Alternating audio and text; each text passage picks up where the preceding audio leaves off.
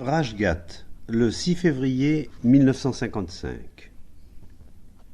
Il est essentiel de comprendre notre processus de pensée dans sa globalité, et ce n'est pas dans l'isolement que peut se faire cette compréhension.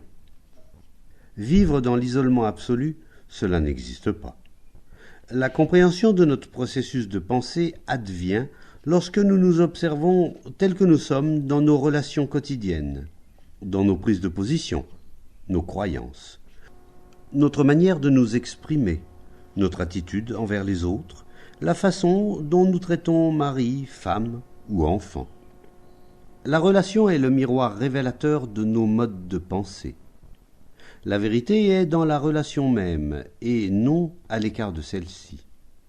Vivre dans l'isolement absolu est impossible.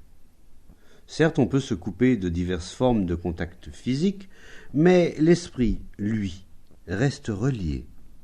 L'existence même de l'esprit suppose qu'il y ait relation, et la connaissance de soi consiste à voir, tels qu'ils sont, les faits liés à la relation, sans rien inventer, condamner ou justifier.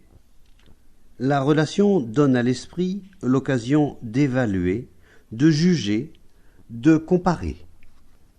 Il réagit aux défis qui se présentent en fonction de diverses formes de mémoire, et c'est cette réaction qu'on appelle la pensée. Il suffit simplement que l'esprit prenne conscience de tout ce processus, et l'on constate une immobilisation de la pensée. L'esprit est alors très tranquille, immobile et silencieux, sans mobile ni mouvement, dans quelque direction que ce soit. Et c'est dans la tranquillité de ce silence qu'éclot l'ultime réalité.